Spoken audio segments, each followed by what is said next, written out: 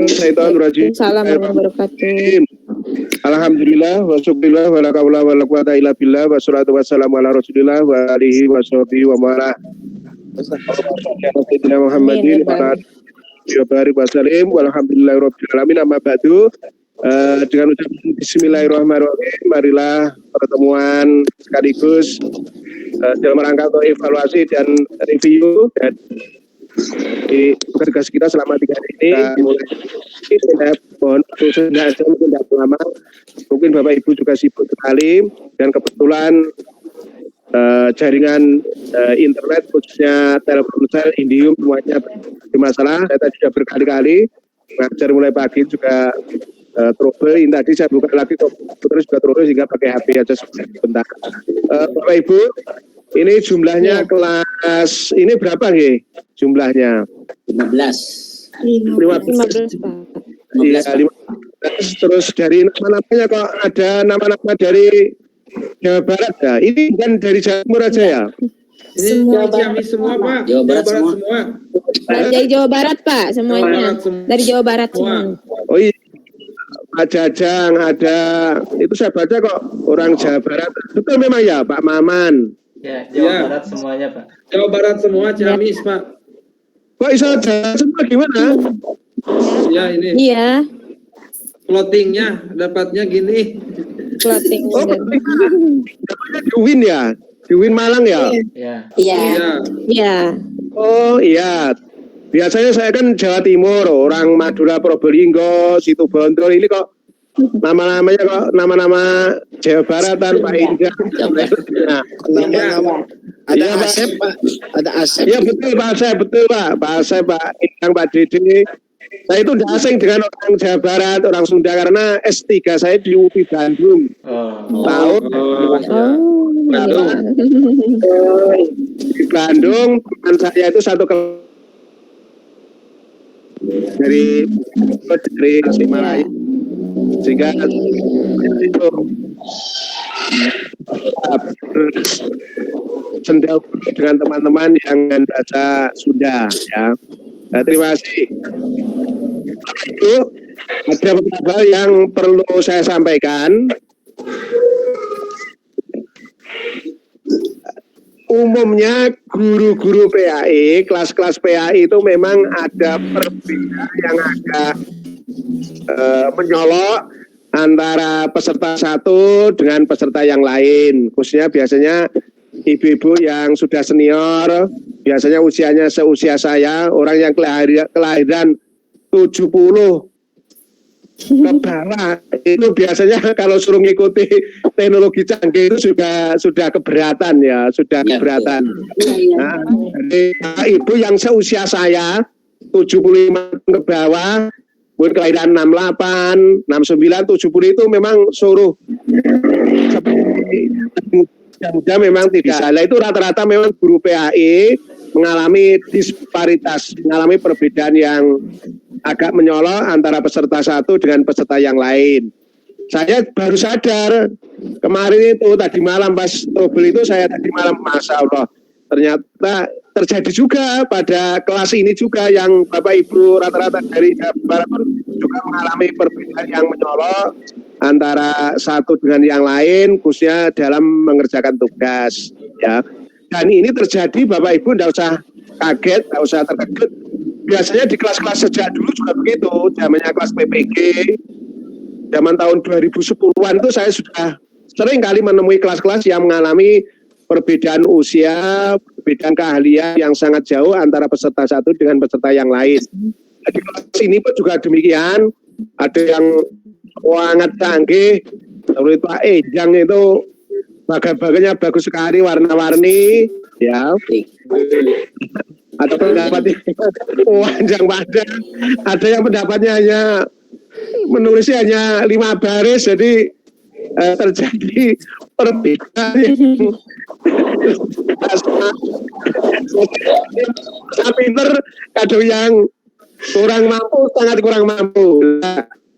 Mohon mohon Bapak Ibu kalau bisa untuk di kelas PAI itu memang berbeda dengan kelas madrasah. Maaf. Kelas PAI itu biasanya beda dengan kelas madrasah. Rata-rata kelas madrasah itu memang ujian hampir sama. Kemampuannya juga hampir sama, sehingga biasanya kalau rata-rata nilainya 80, ada 85, 90 dan sebagainya. Bagus ya 90, 95, 100. Nah, ini ada yang 80, ada yang kadang 80, 80 terus. Ada yang 95, 95 terus. Ada kalau yang 100, 100 terus. Nah, maka dari itu mohon ini kerjasama kita antar anggota, antar Bapak Ibu. Kerjasama bagaimana mengerjakan tugas itu memang semaksimal mungkin. Karena kesempatan PPG ini sudah kita tunggu bertahun-tahun. Sekali lagi kesempatan PPG itu sudah kita tunggu bertahun-tahun. Ini kesempatan yang terbaik. Maka dari itulah kalau bisa mengerjakan tugas itu ya. Bu Reni dari mana Bu Reni? Dari Ciamis, Pak, Jawa Barat. Yang hanya agak sepuh siapa ya? Yang tugasnya kok sedikit. Siapa ya? Lahiran 67, Tohir Basuni. Tohir Basuni. Oh iya. Bu Dede ya? Ya, lahiran 1967. Oh iya, bersama dengan saya, Pak.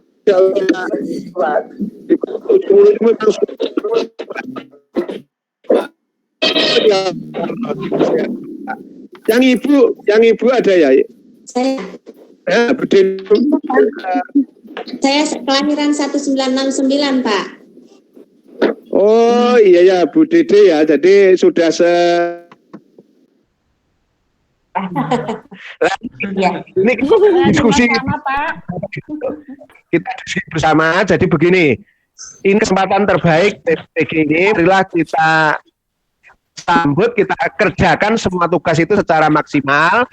Di kelas ini jadi disparitas kemampuan yang luar biasa. Maka dari itulah mungkin Bapak Ibu yang merasa kurang mampu, maka bisa tanya di grup kelas ini dengan apa yang masih yang bagus, bagaimana cara membuat peta yang bagus, bisa tulis Arab dengan komputer atau kopi, tulis ayat yang jadi bisa kita saling bermusyawarah, saling berdiskusi bersama. Jadi kita bersama malu Bapak Ibu, bersama malu. Ada kelas, saya pernah mengalami kelas tahun 2018 juga begitu. Ada 5 tahun pensiun. Saya ngomong Bapak Ibu yang sudah sepuh-sepuh, yang sudah sepuh, mohon muda-muda, karena ini hubungannya dengan teknologi, teknologi komputer. Mohon kita tanya, boleh jadi kalau daring, tetapi kalau sudah urusan dengan komputer, yang itu biasanya lebih tahu. Iya. Sama Bapak Ibu, mohon Bapak Ibu sadari, kemarin itu aja Bapak Ibu, ini kemarin waktu tes penguji, baik dari dosen maupun guru, penguji maupun instruktur PPG ini saya terbuka aja, dari peserta dosen dan guru yang punya untuk menjadi instruktur PPG ini, waktu pelatihan kalau tidak salah itu bulan itu yang lulus hanya 60%. Ada sekian ratus dosen. Yang lulus itu hanya 60%. Hanya 60%. Khususnya di dosen Jawa itu banyak yang tidak lulus daripada yang lulus. Di UIN Malang itu ada sekitar 2%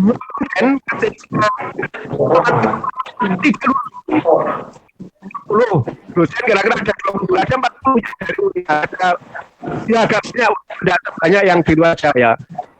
Itu juga banyak yang tidak lulus yang pertama, dosen dan guru yang tidak lolos itu 40%. Artinya 40% itu pelatihan lagi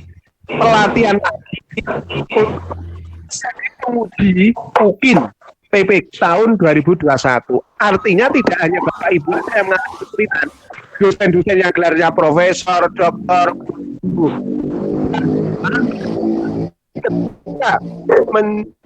tes pelatihan menjadi penguji UKIN pun juga harus 2 kali, sampai ada yang 2 kali ikut tes itu. Yang hanya sekali tes itu hanya 60%, itu masuk yang budaya, termasuk saya kemarin. Alhamdulillah sekali juga langsung. Waktu pelatihan itu narasumbernya dari Diknas maupun dari Kementerian itu pesan, mohon Bapak Ibu yang sudah senior, yang sudah sepuh-sepuh, apalagi ibu-ibu, walaupun profesor sekalipun, seperti ini harus mengajak anaknya atau ponakannya untuk karena ini perlu kecepatan, perlu membangun program agak cepat. Kalau banyak sendiri, ya.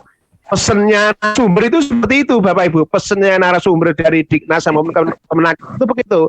Ada guru-guru besar, profesor-profesor, apalagi yang sudah ibu-ibu yang sudah sepuh, terkait penguji UKIN ini, beberapa program ini, dan ini dalam waktu singkat, begitu, mungkin Bapak Ibu akan kesulitan. Mohon ketika pelatihan ini kalau bisa didampingi oleh putra-putrinya yang masih mahasiswa atau yang masih muda, sehingga mudah ketika mengikuti pelatihan ini cepat.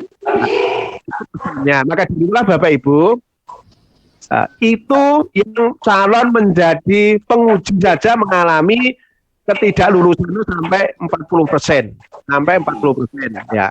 Apalagi Bapak Ibu peserta, jelas Bapak Ibu apalagi yang sudah senior juga mengalami kesulitan seperti yang dialami oleh calon penguji baik dari dosen maupun dari guru.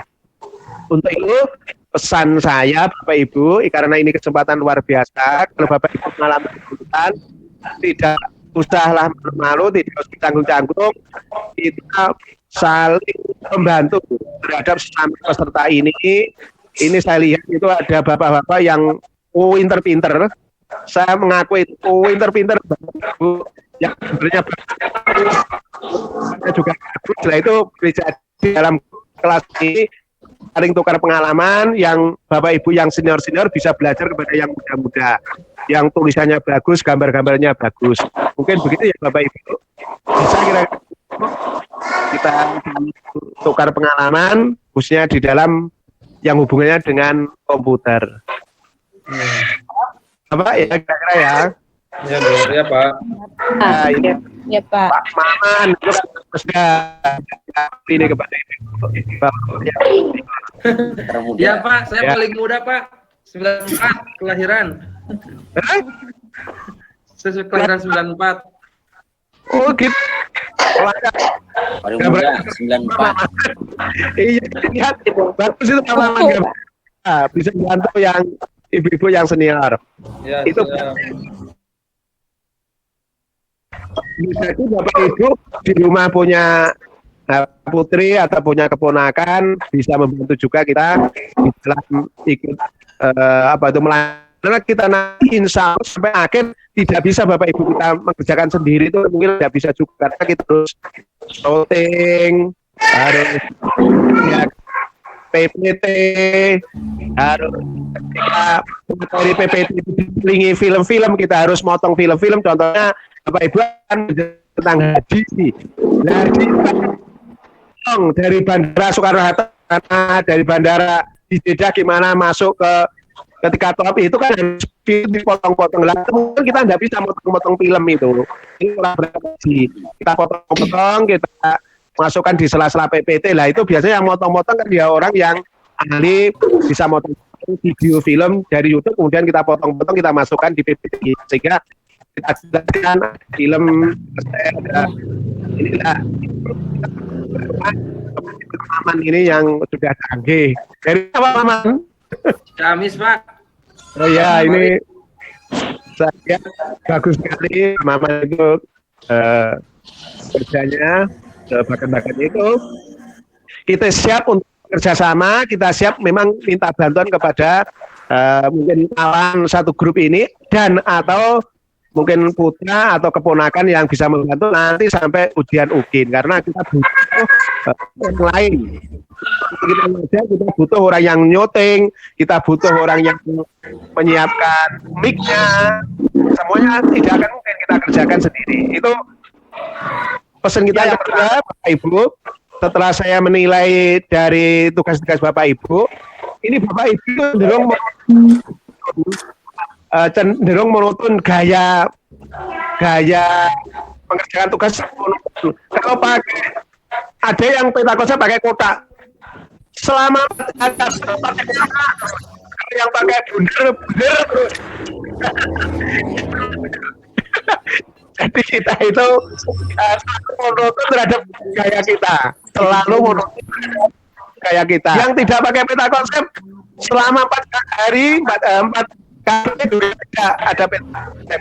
Yang nilai 100 cenderung 100, yang nilai 95 cenderung 95, yang 5 cenderung 85, yang nilainya 80.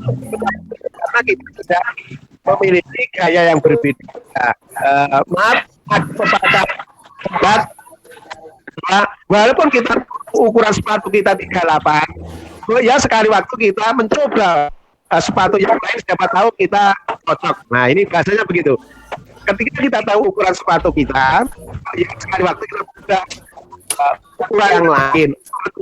Ibu, ketika Bapak Ibu itu punya gaya dalam meresum, punya gaya dalam menggambar, mohon gambarnya itu bisa berbeda-beda begitu Bapak Ibu, bisa berbeda-beda. Soalnya ada 4 KB.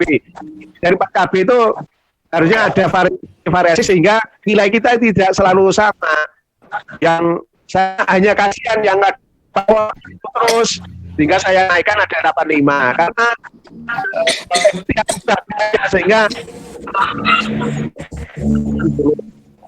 85 cenderung 85. Nah, aduh yang cenderung bagus terus begitu.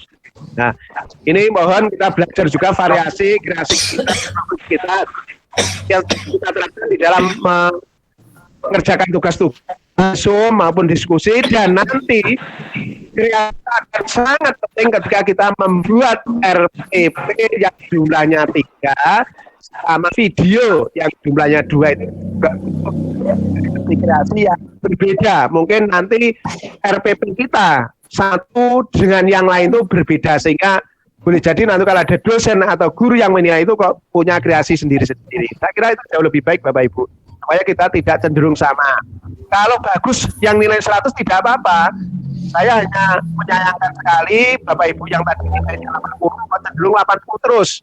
Akan saya naikkan, ya tidak bisa karena memang kualitas kerjanya memang belum maksimal. Sehingga ada yang 80, akhirnya ya terpaksa saya naikkan 85. Walaupun pada tugasnya memang belum bisa sampai 85. Ya, belum sampai 85.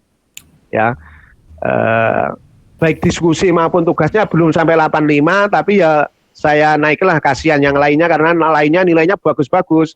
90, 95, 100. Nah ini kok ada beberapa ibu, tidak salah, ada beberapa ibu dan 1 bapak atau yang nilainya kok cenderung 80, 85, 80, 85 lah itu. Itu yang paling utama. Terus Bapak Ibu, mengapa harus saya suruh membuat peta konsep, saya suruh menulis ayat-ayat itu? Karena nanti peta konsep sama ayat-ayat ini kita butuhkan ketika kita nyusun RPP Bapak Ibu. Nanti di RPP Bapak Ibu ada 10 hal ketika besok itu kita menyusun RPP. Kalau bisa di RPP waktu materinya terus tapi seperti ringkasan Bapak Ibu itu. Bapak Ibu, materinya ini disusun karena rapi sekali, didukung oleh gambar, oleh foto, oleh peta konsep, disusun rapi, didukung oleh ayat-ayat. Mengapa? Bapak Ibu harus, di dalam materi harus ada ayat-ayatnya, karena Bapak Ibu itu, kita sebagai guru agama, salah satu kelebihan guru agama harus bisa menulis ayat-ayat Al-Quran, baik secara manual maupun secara komputer. Nah, kemampuan kita menulis Arab harus kita tunjukkan waktu menyusun RPP, waktu resum maupun nanti ketika materi. Di materi PPT itu harus ada 1 ayat. 1 ayat, minimal 1 ayat harus ada. Bahwa kita sebagai guru agama mampu yang kita terapkan di dalam soal-soal maupun dalam materi dan sekaligus kita tampilkan di dalam PPT. Itu akan bahwa kita mampu menulis Arab sebagai bagian dari kompetensi guru agama. Itu penting Bapak Ibu. Nah, saya kira itu masukan dari saya setelah saya melakukan review dan evaluasi dari tugas-tugas Bapak Ibu. Boleh jadi Bapak Ibu ada yang usul atau ada yang berkomentar. Monggo, mungkin Bu Reni atau atau Pak Asep atau siapa saja silakan. Monggo yang bertanya atau usul atau berdiskusi dengan kawannya, monggo. Pak Asep atau Bu Reni, monggo, silakan. Bebas aja ini, santai aja. Oke. Saya bertanya tentang materi. Bu Reni, monggo Bu Reni. Ya. Ya. Sebelumnya Assalamualaikum warahmatullahi wabarakatuh. Terima kasih atas kesempatan yang sudah Bapak berikan kepada saya. Iya Bu Reni. Mungkin pertanyaan yang saya tanyakan itu sudah merupakan masalah yang biasa mungkin ya Pak. Saya rasakan terutama di dunia PNS gitu. Kebetulan saya alhamdulillah udah 2 tahun jadi PNS dan mungkin godaannya itu seorang PNS itu pas menerima SK itu otomatis dari bank-bank itu ya Pak menawarkan sesuatu yang namanya kalau saya bilang itu adalah bukan mimpi manis ya, pinjaman gitu ya Pak. Nah kan ada sangkut pautnya materi yang kami pelajari yaitu tentang riba, tentang hubungan dengan bunga bank. Nah yang saya pelajari kemarin tanggapan para ulama itu tentang bunga bank itu macam-macam. Ada yang mengharamkan mutlak, ada yang membolehkan tapi dengan catatan diputarkan untuk usaha gitu ya. Ada yang membolehkan karena terpaksa, bahkan ada yang menghalalkan gitu. Nah, pertanyaan dari saya, kalau misalnya kebanyakan kan ya PNS itu meminjam uang dari bank untuk keperluan yang sifatnya bukan untuk diusahakan, misalnya untuk membuat rumah gitu bagi yang memang seorang PNS yang belum punya rumah sama sekali gitu kan.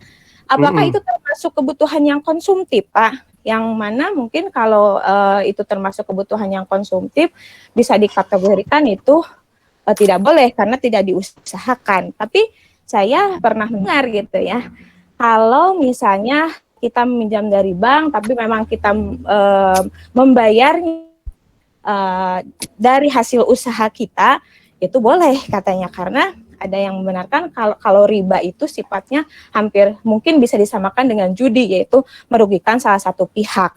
Kalau ini kan tidak, mungkin ya salah satu pihak diuntungkan dan bahkan mungkin menguntungkan kedua belah pihak. Nah, saya masih bingung gitu seperti apa dan ingin tahu tanggapannya seperti apa menurut Bapak gitu untuk meneruskan masalah ini. Terima kasih Bu Reni. Ya, Bu Reni, pertanyaan tidak terkait dengan materi pembelajaran, tidak terkait dengan materi pembelajaran, tetapi kalau kita dari keputusan-keputusan MUI memang MUI sekalipun terjadi perbedaan. Bank konvensional itu ada sebagian dari keputusan MUI itu yang membolehkan. Coba kalau kita lihat keputusan MUI tahun 80-an, bank konvensional pun juga diperbolehkan selama itu untuk usaha atau memang untuk kebutuhan dan kita punya kemampuan untuk membayarnya. Kemudian berkembang, kemudian berkembang ketika tahun-tahun terakhir ini ternyata kebanyakan keputusan MUI juga membolehkan pinjam bank konvensional yang memberatkan karena sudah ada bank muamalah dan bank syariah. Jadi artinya di level keputusannya itu dari tahun 70, 80, 2010 itu memang juga berbeda-beda. Ini kalau saya baca di keputusan-keputusan MUI. Tapi pertanyaan Ibu dengan materi ajar ya, enggak apa-apa. Ibu dibaca apa ya? Mungkin yang lain sesuai dengan tugas pembelajaran terkait dengan PPG. Mungkin ada yang terkait dengan tugas PPG. Saya Pak, mungkin ada. Assalamualaikum. Waalaikumsalam. Mungkin saya hanya ingin menyampaikan permohonan maaf Pak ketika di diskusi. Ya, terus terang kami semuanya itu kurang paham dengan bahasa Jawa gitu, Pak. Jadi ketika kami mengisi mungkin banyak yang tidak sesuai. Itu saya mohon maaf karena memang kami sama sekali bingung gimana kami harus membuat kecuali dari apa artikel itu. Itu mungkin, Pak. Ya. Itu bahasa Jawa itu Ania. Videonya. Videonya bahasa Jawa. Yang videonya bahasa Jawa, Pak. Oh iya. Saya tidak tahu ini pesertanya itu orang Jawa Barat. Saya sama sekali. Baru tadi malam loh. Ini kan orang Jawa Baratan. Tidak apa-apa. Yang penting diskusi itu Bapak, apapun yang penting ada nilainya. Dan rata-rata nilai itu kalau bisa jangan kurang dari 70. Biasanya saya itu walaupun dua baris itu ada nilai. Apa? Yang penting ada nilai. Jadi semua Bapak Ibu sudah ada nilainya. Itu aja. Nanti kan kalau dibagikan jumlah. Yang penting sudah ada dan rata-rata Bapak bagus sekali. Ada ayatnya. Yang penting saya itu melihat ada peta konsep, ada ayat. Kalau diskusi ada poin-poinnya itu saya menganggap Bapak Ibu itu sudah pintar. Ada poin-poinnya, dukungan pendapat ulama dan ada peta konsep. Kalau orang sudah seperti itu, saya anggap Bapak Ibu itu sudah bisa berpikir secara mudah dipahami oleh pihak lain. Nanti ngajar juga begitu. Ngajar itu kalau materi kita buat peta konsep, kemudian ada ayatnya, kita jelaskan melalui video itu, saya kira Bapak Ibu sudah bagus. Jadi kalau ngajar juga seperti itu, jangan hanya ngomong saja. Contoh ini kita guru fikih, kita guru PAI. Satu contoh, saya sering menjelaskan kepada guru fikih. Ini contoh nanti Bapak Ibu terapkan di dalam dunia pembelajaran di PPT maupun waktu berfikih. Bab sholat. Bab sholat itu kalau diajaran mulai kelas 2 SD, kelas 4, SMP, SMA itu coba itu. Hampir pusing itu. Hampir pusing membedakan mana syarat wajib sholat, syarat sah sholat, sholat, ya, sunah abaat, sunah hayat yang membatalkan sholat, keutamaan sholat, hikmahnya sholat. Coba kan itu. Ada 8 masalah tentang sholat. Itu kalau diajarkan sejak kelas 4 SD itu pusing. Sholat lagi. Padahal itu kalau dibuat peta konsep hanya dalam 1 lembar saja. Sholat, yaitu syarat wajib sholat, syarat sah sholat, rukun sholat, sunnah sholat, hayat abaat yang membatalkan sholat, hikmahnya sholat, jenis-jenis sholat fardu, ya sholat sunnah, sudah. Itu kalau kita buat peta konsep hanya 1 lembar, difotokopi hanya Rp150 dibagikan anak. Itu sudah paham, apalagi kalau kita ngajar waktu dibuat PPT, sudah itu 1 blank jelas. Haji juga gitu. Saya yang pernah haji aja suruh ngapakan haji apa itu? Haji tamato, haji susah, tapi kalau kita harus peta konsep. Oh itu haji ada tato ini, haji kiron ini sudah hanya dalam itu Bapak Ibu ya. Bapak Ibu bisa membuat peta konsep, menyederhanakan materi itu ditayangkan dalam PPT, dijelaskan, didukung oleh ayat, pendapat ulama, itu saya kira luar biasa sudah. Saya kira sudah bagus sekali. Iya. Mungkin itu, yang lain mungkin Bu Robiah atau yang lain silakan. Kalau saya kira sudah cukup, boleh jadi sekali lagi Bapak Ibu yang senior-senior yang belum menguasai komputer, membuat gambar, maka kita bisa bekerja sama dengan Bapak-Bapak yang seperti tadi, Pak Dadang ya? Nandar, Pak. Nandar sudah pinter-pinter, kita bisa belajar dari beliau-beliaunya yang masih muda untuk membuat gambar-gambar, apalagi nanti waktu menyiapkan PPT dan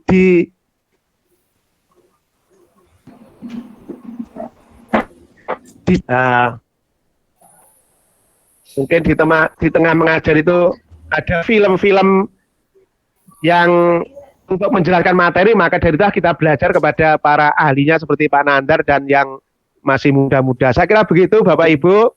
Mohon maaf Saya waktu hari Senin itu memberikan materi seperti ini, tetapi karena kondisi Indihome hingga baru saat ini, mari kita berdoa bersama, semoga kita tetap sehat, semangat, kerja keras, kerja serius. Semoga kita semua bisa lancar lulus semuanya. Amin. Mudah-mudahan kita bisa lulus bersama juga. Amin. Amin.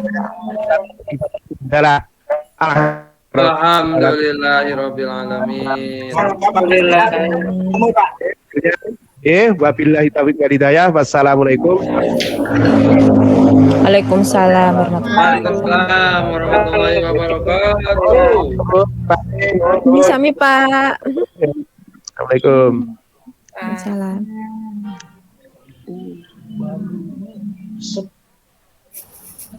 Terus keluar. Namanya Tuh, oke nanti asanya batin. masih